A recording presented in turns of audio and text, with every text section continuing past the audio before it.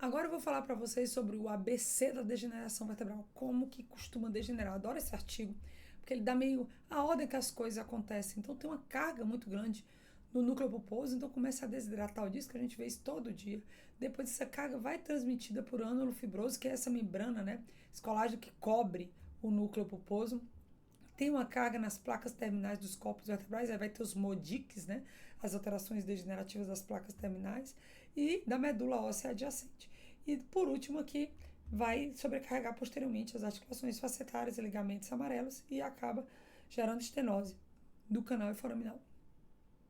Então é isso, o estresse é distribuído crânio-caudalmente e depois sai aqui sobrecarregando, né, os ânulos fibrosos dos discos.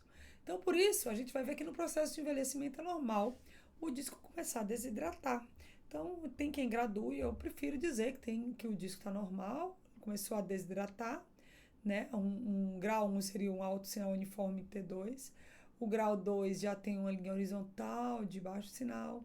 O grau 3, uma alta intensidade na parte central do núcleo, né, do núcleo pulposo, com menor intensidade nas regiões periféricas. Você vê que, além de ter esse baixo sinal do grau 1, já tem um baixo sinal nas regiões periféricas. O grau 4 já tem um baixo sinal difuso, borrando a distinção entre o núcleo pulposo e o ânulo fibroso. E o grau 5 já tem um baixo sinal homogêneo, você não consegue nem distinguir aqui o ânulo fibroso do núcleo pulposo, como acontece no início, né? Então, esses são os graus, mas eu prefiro dizer leve desidratação, desidratação acentuada, aqui moderada e aqui redução da altura com desidratação. E outros achados de alterações degenerativas é na TC, por exemplo, o fenômeno do vácuo, que muitas vezes na ressonância magnética é traduzido por líquido, você vai ver líquido no espaço discal, que é isso aqui, ó. Muitas vezes a gente vai olhar na TC, tem o fenômeno do vácuo, a gente olha na ressonância, esse vácuo tem líquido na ressonância magnética. Isso aqui não é igual de CIT, tá? Só porque tem líquido no disco não é de CIT. E outra questão de degeneração é a presença de calcificações discais, que são relativamente comuns também. A gente vai ter fissuras no ânulo fibroso, que podem ser concêntricas aqui, ó, essa aqui, concêntrica, né, mais circunferencial. A gente pode ter uma fissura radial. Lembrar que isso aqui é como se fosse um menisco mesmo, né, um menisco é um disco fibrocartilaginoso igual um menisco, uma fissura radial. E uma fissura periférica, transversal aqui periférica. Eu acabo não dizendo o tipo de fissura, eu acabo dizendo se tem fissura no ânulo fibroso ou não, porque ela se correlaciona com a dor. Então, se tem fissura no ânulo fibroso, eu acabo descrevendo. E a gente também tem alterações degenerativas nos platôs vertebrais. Então, não é só o disco desidrata, degenera, mas paralelamente, olha como as coisas vão acontecendo juntas, né? Então, eu tenho um paciente jovem, os platôs terminais, as placas terminais lindas. À medida que eu vou envelhecendo, as placas terminais vão ficando mais finas. O que é a placa terminal? É a junção do disco com a cortical óssea, né? As placas terminais dos corpos vertebrais. À medida que eu vou envelhecendo mais, eu começo a ter uns pequenos defeitos nas placas terminais, tá? Mas com disco ainda estabelecido, né? E aqui, aí à medida que eu vou tendo alterações degenerativas, eu já vou ter uns defeitos mais expressivos nas placas terminais, tá? Depois eu vejo com defeitos maiores, né, do que 50% da, da placa terminal. E por último, eu tenho uns defeitos extensos nas placas terminais. Então, eu acho que não precisa tanta minúcia, eu acho que o que a gente precisa entender é a evolução natural da coisa. Isso aqui não é de CIT. Então, entender que começa desidratando o disco, afilando placa terminal, vai ter uns defeitozinhos nas placas terminais, umas irregularidades, né, nos platôs terminais, nas placas terminais, que acabam ficando bem irregulares com a evolução da alteração degenerativa. E daí também vem o MODIC, que seria o MODIC 1, né? O edema, que é alto em T1, alto em T2 e baixo em T1. O MODIC 2 é a gordura, que vai ser alto em T1 e T2. E o MODIC 3 é a esclerose, que tende a ser baixo já nas duas sequências. Então, o MODIC 1 é o que eu descrevo mais, né? Os outros eu acabo falando só no compêndio de alterações degenerativas, porque o MODIC 1 tem edema e edema costuma doer. Então, existe uma correlação com dor lombar e MODIC 1.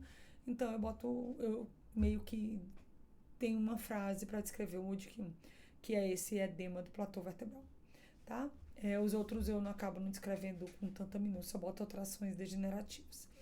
E, às vezes, esse edema está tão grande que você tem dificuldade de diferenciar do uma espondiloticite, aí você faz um sagital de fusão, e esse artigo lindamente mostrou que no caso do MODIC 1, você vai ter um sinal da garra bem delimitado, de brilho no sagital da difusão, coisa que com a endicite a gente não tem, ele fica mais irregular. Então aqui mostrando, ó, tá vendo como com o tempo os platôs vertebrais vão ficando irregulares, olha como o disco tem redução da altura, não tem líquido discal, não tem coleção peridiscal para pensar em discite, acomete vários níveis, tá? Isso tudo ajuda a gente a pensar em degenerativa. Aí você faz um sagital de fusão e vê que o sinal da garra nesse nível aqui onde o edema está maior, o sinal da garra está bem nítido, tá bom? E o outro nível que poderia assustar, nem edema tem, nem chama atenção nem no contraste e nem na difusão. Então favorecem degeneração, margens bem definidas, envolvimento só de parte do corpo vertebral, não tem edema difuso, o disco não tem sinal de líquido, tem sinal baixo, os platôs vertebrais são regulares, gás no espaço discal e não tem coleção nem edema expressivo peridiscal. Então, o MODIC 2 eu falei já, é a gordura, né, nos dois níveis, hiper e hiper, né, porque não tem saturação. E o MODIC 3 é um baixo sinal, que seria a esclerose. Lembrando que outras alterações que a gente vai ter aqui, a gente está falando ainda de corpo vertebral, são os osteófitos, né? A gente pode ter osteófitos de tração, osteófitos em gancho, e esses osteófitos que cobrem, assim, eu não descrevo tão minuciosamente. O importante é saber que isso é osteófito, isso não é intesófito. Ele vem e sobe, é osteófito, tá bem grosseiro, às vezes confunde, tá? Mas é bem clássico o osteófito, ele vem paralelo ao disco e depois ele desce. Então, vou falar agora, a gente falou das alterações degenerativas lá na frente, né? Nos corpos vertebrais. As irregularidades platôs, desidratação discal. Agora a gente vai falar um pouco do disco, né? Desse artigo aqui, que meio que padronizou, em 2014, a nomenclatura das alterações discais. Então, a gente tem aqui na anatomia o núcleo pufoso, o ânulo fibroso, os pedículos, tá? O forame neural sai embaixo e em cima de cada pedículo, as articulações facetárias, os ligamentos amarelos, a gordura epidural e as raízes aqui, a caudal coína, quando se fala de lombar. O que é uma hérnia? Uma hérnia é um deslocamento focal do material do disco menos de 25% da sua circunferência, além dos limites do disco. Então, ela é diferente do abalamento, que é mais de 25%. Então, hérnia, um abalamento não é hérnia. Ela pode ser contida ou não pelo ligamento longitudinal posterior. E o abalamento discal? O abalamento não é uma hérnia, ele é mais de 25%, né? Divide em 4 quadrantes de 25%. E ele pode ser, a gente só fala abalamento discal quando ele é difuso, assim, a gente já predispõe que é difuso, ou a gente usa o termo abalamento discal assimétrico, quando ele tende a ir para um lado a mais, tá? Então, difuso ou assimétrico, aqui como tá nessa imagem aqui do Radiology Assistant. E aí, quando a gente sai do abalamento e vai para a hérnia mesmo, na hérnia a gente pode ter uma protrusão, que seria essa montanha, e a extrusão, que seria esse cogumelinho. Então, lembra que a protrusão, a base é larga, parece uma montanha, e a extrusão, a base é estreita, parece um cogumelo. Então, aqui a gente vai olhar, tanto no axial como no sagital, a protrusão, a base é mais larga do que o que sai, lembra uma montanha. A extrusão, a base é estreitinha, ela sobe ou sobe e desce, é um cogumelo. Lembrando que a extrusão, ela pode migrar, se migrou já é extrusão, já virou cogumelo, não é mais uma montanhazinha, né? Subiu ou desceu já é extrusão, sendo que aqui tem uma migração superior e ela pode separar, que seria o sequestro, tá bom? Então, protrusão, extrusão migrada, extrusão com sequestro. Então, uma frase que me incomoda muito quando eu reviso o exame dos outros colegas é protrusão discal, discreta protrusão migrando superiormente. Protrusão não migra, se migrou, já virou extrusão. Então, aqui, ó, migração é igual a extrusão, tá? Que é o deslocamento do material do disco para longe do disco. E aí, se ele separa do disco, perdeu a continuidade, é o sequestro. E a gente pode ter a hérnia intrassomática, né, intervertebral, que é a herniação de Schmoll, que é uma hérnia através da placa terminal, uma lacunazinha na placa terminal e o disco hernia para lá. Pode ser dolorido, sim, pode inclusive ter edema associado. Outro dado importante que esse artigo de 2014 meio que padronizou na lombar é a nomenclatura. Então, a gente pode ter uma hérnia central, central mais à esquerda, mais à direita, subarticular, foraminal e extraforaminal. E a gente vai entender por que isso foi criado. A gente tem que entender que isso aqui não está aqui à toa. A central acaba mais aqui na cauda equina, mas não tem tanta expressão sobre raiz. A subarticular vai comprimir a raiz que está descendo aqui. A foraminal vai comprimir a raiz que está emergindo e a extraforaminal também. Então, vamos entender aqui, se eu estou no nível do disco, eu vou ter uma hérnia mais central, às vezes subarticular, que vai descer aqui para o forame, pegando essa hérnia descendente. Se eu tenho foraminal, eu vou pegar a hérnia que está emergindo e extraforaminal também. Então, é isso que eu quero que vocês entendam, que eu posso ter central direita e esquerda, que é amarelinho, subarticular direita e esquerda, foraminal direita e esquerda e extraforaminal direita e esquerda. E existe um parâmetro anatômico para eu saber onde eu estou. Central é entre a margem das facetas, subarticular entre a articulação facetária e o pedículo, foraminal é logo acima ou abaixo do pedículo e extraforaminal é fora do pedículo. Então, você usa a anatomia aqui do axial para se localizar com esses reparos anatômicos. E por que isso é importante? Vamos entender. Eu estou no nível do disco, área mais comum de hérnia, né, e de estenose espinhal. Eu desci, se a hérnia vem e desce, ela vai estar no recesso lateral. Então, a gente chama aquela hérnia subarticular. E é onde o nervo corre mais lateralmente e é o nervo descendente. Eu estou aqui, ó, entre L4 e L5. L4 já emergiu aqui, tá? Então, se eu tenho uma hérnia aqui e ela desce para o recesso lateral, eu vou ter uma hérnia chamada subarticular, que vai comprimir L5, que vai sair aqui, ó, entre L5 e S1. Então, essa região aqui do recesso lateral, que é aqui na segunda seta, ela está abaixo do disco e ela pode ser estreitada por uma hérnia ou por uma artrose facetária ou hipertrofia do ligamento amarelo. Ao descer, eu venho para o nível foraminal. No foraminal, eu estou comprimindo a raiz que está emergindo, né? No caso, L5 emergindo aqui entre L5 e S1. E o nível foraminal fica entre os dois pedículos, tá? Então, entre L5 e S1, eu tenho uma raiz emergente de L5, que também pode ser afetada por artrose facetária e até por uma listese. E por último, extraforaminal, que é lateral ao forame. A compressão aqui é menos comum, mas também pode ser causa de dor por uma hérnia lateral. Então, nestes quadros pode haver superposição de imagem, sobreposição. Eu posso ter uma hérnia aqui no nível do disco e que desceu para o recesso lateral e que inclusive eu posso ter uma hérnia que subiu aqui para o forame e chegou até o recesso lateral. Então, pegou essa hérnia aqui de baixo, pode estar aqui, vir aqui e pegar o recesso lateral. Está comprimindo a raiz desde o recesso lateral até a emergência dela. Tá? Então, eu posso ter sobreposição desses locais aqui, mas eu tenho que entender o que é cada local, tanto no axial como no coronal e no sagital. Então, aqui, ó, vamos entender uma extrusão como essa. Olha como o T1 é bom por causa da gordura. Não vou ver líquido, vou ver... Isso aqui é gordura. Então, eu vejo que tem uma obliteração da gordura foraminal. Aqui no STIR também dá pra ver, mas aqui no T1 é melhor ainda, porque a gente tem a gordura circundando o nervo. E a gente vem pro axial e a gente vê que tem uma hérnia aqui foraminal, que é no nível do pedículo, mas extraforaminal, porque é fora do pedículo. Então, essa é uma extrusão. Foraminal, por que é extrusão? Porque é um cogumelinho, não é, a base é mais estreita do que o que migrou, e é foraminal e extraforaminal.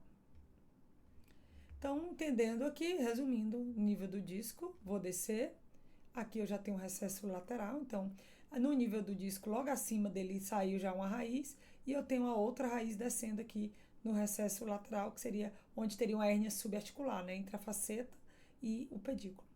Aí ela vai sair agora, bem no forame, tá? Que é no nível logo abaixo do pedículo. E aí eu vou ter a outra raiz aqui descendo nesse nível, tá bom? Então tem que saber, essa nomenclatura é importante. Então, quando eu vejo uma hérnia, eu tenho que olhar no axial, saber se ela é central. A gente não usa paracentral, no caso da lombar, a gente usa subarticular. Se ela é foraminal ou se é extraforaminal. E no sagital, se ela migrou superior, inferior ou sequestrou. Hérnias aparecem, sim, hérnias aparecem principalmente o sequestro, que perde contato com aquela nutrição que o disco pode dar para ele. E o mecanismo é por desidratação e retração, e além de corpo estranho e reação autoimune. Por isso que às vezes a gente vê até uma resposta inflamatória com impregnação no entorno da hérnia, que está dolorosa ali. Isso indica neovascularização por fagocitose. Já vi até artigo que descreve quanto mais impregna ali a região da hérnia extrusa, mais chance aí dela reabsorver, tá?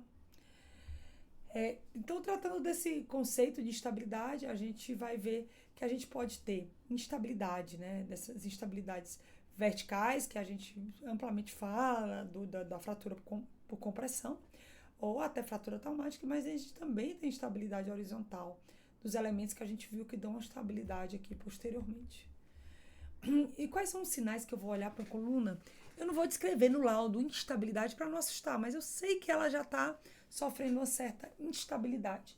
Então vamos lá, aí que eu descrevo, né? Então eu descrevo líquido na articulação facetária, sim, porque é algum sinal de que essa coluna aí está tendo uma certa, pelo menos, microinstabilidade. Cisto sinovial, olha o cistinho sinovial aqui. Eu descrevo se tem líquido no interespinhoso, pode ter relação com essa alteração degenerativa, mas também pode ser achado em assintomático. Eu descrevo artrose facetária e eu descrevo o fenômeno do vácuo. E nesse processo de instabilidade eu posso ter uma espondilolistese, né? A coluna ficou instável e acabou deslizando. Ou porque fraturou, ou porque tem uma artrose e acaba frouxando aí todos os elementos que seguram o corpo vertebral em cima do outro. Então a gente vai dividir em 4 graus, que é grau 1 menos de 25%, grau 2 de 25% a 50%, grau 3 de 50% a 75%, grau 4 de 75% a 100%, e grau 5 tem o que a gente chama de espondilopitose, caiu completamente. E como eu falei ali, os edemas e ligamentos interespinhosos foram citados como um compêndio, fazendo parte aí dessa instabilidade horizontal, mas lembrando que eu posso achar ele em vários momentos, ou no trauma, ou em paciente assintomático, ou no Baastrup, ou em reumatológico. Então, gravar aqui que pode existir ali um edema de ligamento espinhoso que não significa nada no paciente assintomático. Então, esse edeminha aqui do ligamento espinhoso pode ser assintomático ou pode ter dor no lugar afetado, eu acabo descrevendo. Mesmo que eu veja a coluna toda normal, se eu vejo um edema, eu falo, edema no ligamento espinhoso no nível tal e tal. E se me perguntar, eu vou dizer, olha, pode ser assintomático, pode cursar com dor, pode ser um sinal de instabilidade, essa coluna tá toda boa. Então, às vezes, esse paciente está forçando só os ligamentos interespinhosos. Em relação à artrose facetária, existe graduação? Sim, existe graduação. Mais uma vez, eu não graduo grau 1, grau 2, grau 3, mas eu falo, olha, tem um leve estreitamento aqui da articulação facetária em discreta irregularidade e discreta artrose. Tem uma artrose moderada, eu já tenho irregularidade com redução do espaço articular e osteófitos. E uma artrose severa, eu tenho total, quase total perda do espaço articular com esclerose aqui, tá severa aqui, tá mais para moderado. E aí, uns osteófitos proeminentes, a gente até costuma chamar disso de artrose hipertrófica da articulação facetária, porque ela vai contribuir mais para a redução das amplitudes aqui e estenose ou do recesso lateral ou da região foraminal. Então, lembrar que a artrose facetária, então a gente chama de artrose hipertrófica, quando ela está muito hipertrófica mesmo, com osteófitos proeminentes, com cistos sinoviais adjacentes, com líquido e com edema ósseo adjacente. Então, a gente chama de artrose hipertrófica quando ela está assim, bem hipertrófica mesmo. E aqui, olha, o edema ósseo é comum, subcondral, associado a essa sinovite da artrose facetária. Outra coisa que a gente pode achar é um cistinho sinovial. Olha aqui, ó, às vezes é bem sutil, até olhei onde está ele aqui, tá aqui, ó, cistinho sinovial, a gente pode já estar contraste, não vai impregnar, impregnou na periferia, e ele pode ser causa de dor, sim. Olha como ele se insinua no recesso lateral e desloca essa raiz aqui, que tá, nessa aqui até sumiu, ó, antes dela sair no forame. Então, aqui um cistinho sinovial no interior do recesso lateral, deslocando essa raiz aqui antes dela sair no forame. E aí foi injetado o contraste, foi estourado o cisto, e essa paciente melhorou. Mas olha como ela já tem outros sinais de instabilidade, como ela já tem artrose das articulações facetárias. Então, aqui mostrando o cisto sinovial, bem grande aqui, deslocando o saco dural.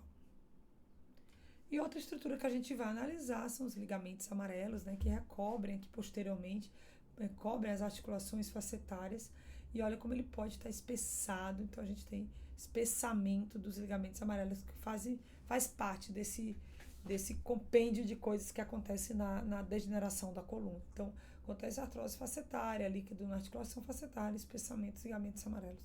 Tudo isso pode contribuir para a redução aqui, tanto do canal medular como dos recessos laterais.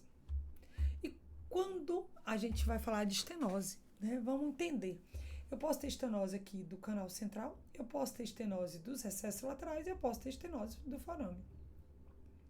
Então, quais são as causas de estenose? O disco, né? Pode se insinuar em qualquer um desses locais. A listese acaba diminuindo muitas vezes o canal medular e até o forame neural. A hipertrofia, né? A artrose hipertrófica acaba reduzindo a amplitude também dos recessos laterais, do canal vertebral e até do forame. E espessamento dos ligamentos amarelos. Tudo isso pode causar, são as principais causas de estenose do canal medular. Então, vamos entender a estenose do canal cervical. Grau 0 não tem estenose nenhuma. Grau 1 tem obliteração licórica anterior, maior que 50% desse espaço anterior. Grau 2, eu já tenho uma obliteração que já chega a deformar a medula. Note que eu posso fazer uma compressão anterior na medula sem perder o espaço licórico, tá? Então, não espera ter espaço licórico para falar que é uma compressão grau 2 ou que está deformando, gerando a deformidade na medula, senão você nunca vai dar, porque esse espaço nunca some, muito difícil sumir, tá? E o grau 3 já tem mielopatia. Olha que mesmo comprimido, mesmo com mielopatia, ainda tem um espaço, um pouquinho de líquido aqui passando. Então, muito cuidado aí de não valorizar essa indentação, essa compressãozinha, deformidadezinha na porção anterior da medula espinhal. Aí aqui o ligamento amarelo também, que pode contribuir para essa estenose do canal cervical. E do forame cervical, como que a gente gradua? Grau 0, a raiz, a largura, né, do forame é mais estreita e maior, a largura na porção mais estreita do forame é maior do que a raiz extraforaminal. O grau 1, o estreitamento do forame, ele acaba sendo menor do que a metade, né, da raiz extraforaminal. O grau 2 relata um estreitamento maior, né, mais de metade da raiz foraminal. Então, a largura do forame está menor que a metade da raiz foraminal. Você pode graduar também no sagital, grau 0 sem estenose, grau 1, obliteração menor que 50% da gordura epidural, grau 2 maior do que 50% da gordura epidural e grau 3 mostra uma raiz colapsada e com obliteração grave da gordura perineural.